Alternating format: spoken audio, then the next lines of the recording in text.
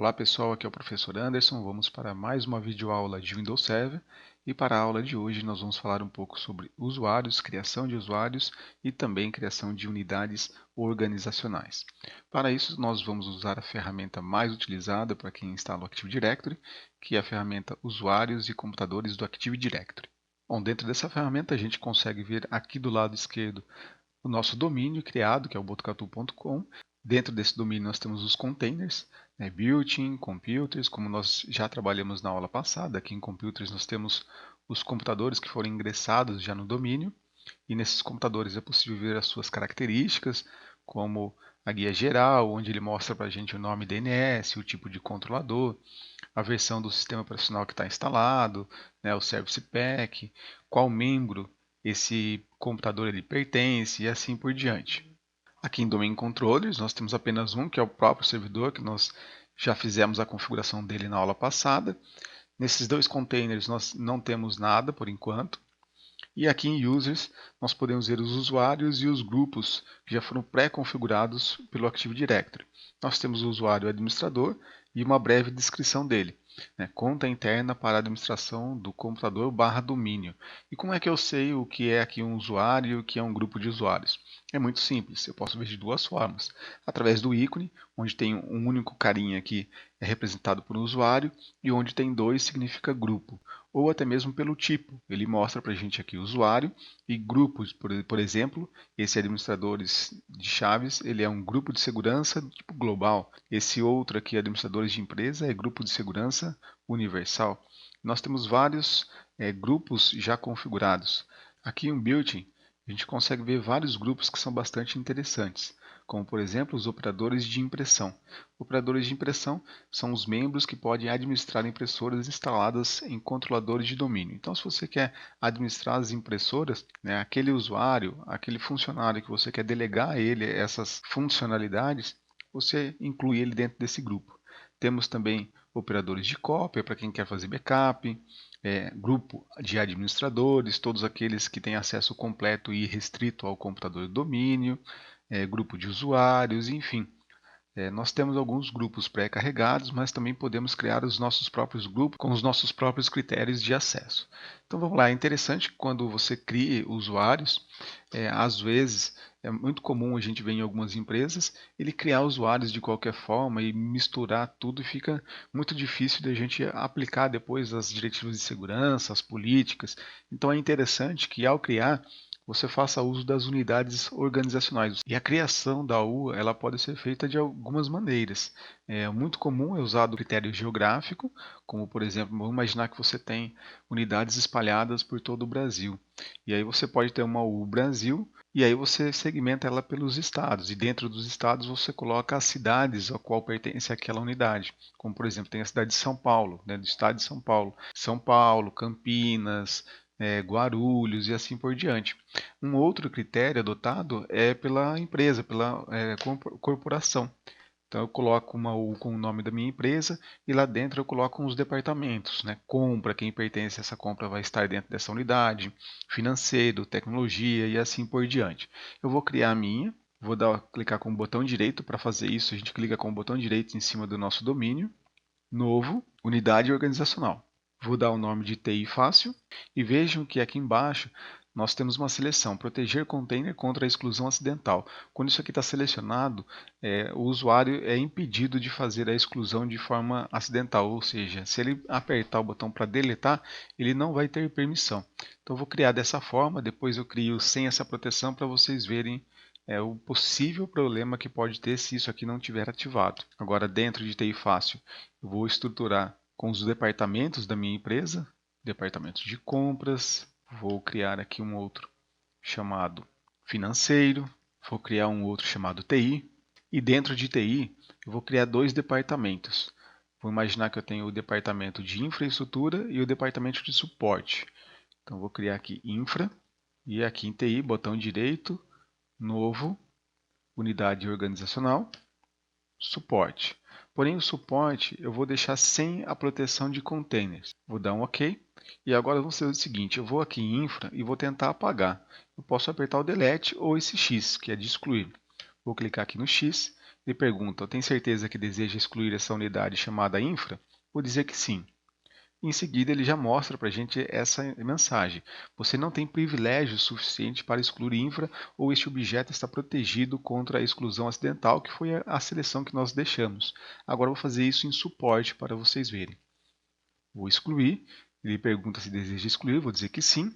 Ele simplesmente exclui. E isso pode ser um problema. Imagina que você tem toda a infraestrutura criada com todos os objetos, né, que são usuários, computadores, políticas aplicadas, e alguém sem querer acaba excluindo essa unidade organizacional. Se você não tiver um backup, você vai ter um problema muito grande. Mesmo tendo backup, já vai ser uma dor de cabeça, porque a área de suporte ela vai ter muitos chamados ali, né, muitas ligações de usuários que estão com problemas de acesso. Até você vir aqui dentro do seu AD e verificar que existe um problema de falta de unidade organizacional. Tá certo? Então é importante que vocês mantenham aquela opção selecionada como segurança e depois numa outra aula eu vou explicar para vocês, demonstrar para vocês como é que vocês fazem para excluir mesmo estando com aquela opção selecionada. Então vou colocar de volta aqui em TI o nosso suporte, nossa unidade de suporte. Então tá aqui. Agora para criar usuários, eu posso fazer de duas formas. Vou criar aqui um usuário em compras. Eu posso vir aqui do lado direito, clicar com o botão direito, novo, usuários, ou eu posso vir aqui em cima, onde tem um ícone representado pelo usuário. Então, criar um novo usuário no container atual. Isso significa que ele vai criar aqui em compras, tá ok? Então, isso é muito importante observar na hora de fazer a criação por aqui, porque se tiver, por exemplo, aqui em financeiro, eu imagino que estou lá em compras, se eu clicar aqui em cima, ele não vai criar em compras, vai criar em financeiro. Então, é importante prestar um pouco de atenção nesse sentido. Mas se criar numa unidade errada, não é muito difícil de mover isso para outra U. Tá? Isso é facilmente corrigido. Então vamos lá em compras, vou criar um novo usuário. Esse usuário eu vou chamar ele de Alberto, sobrenome da Silva. Aí o nome completo ele já vai preenchendo para a gente. Agora o nome de login do usuário é aquele que ele vai usar para autenticação. Cada empresa ela utiliza um padrão. Normalmente esse padrão é o primeiro nome e o último sobrenome, é um dos mais usados. Então cada um adota o seu critério. Eu vou colocar dessa forma, alberto.silva. Então o nome de login do usuário vai ficar como alberto.silva. Avançar.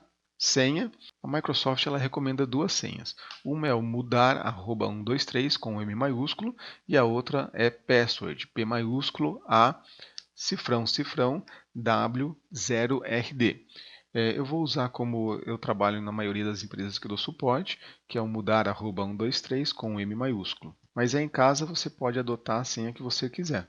Vou confirmar minha senha, mudar @123. Ora, em seguida nós temos algumas opções, como por exemplo, a primeira, o usuário deve alterar a senha no próximo logon. E quando isso aqui está ticado, ele obriga que o usuário, na primeira vez que ele fizer essa autenticação, que ele troque essa senha. Assim a gente deixa de saber qual é a senha do usuário. É importante que você tenha isso aqui ticado na maioria dos usuários, né? Salvo algumas exceções, todos os usuários eles devem fazer a sua própria senha, criar a sua própria autenticação.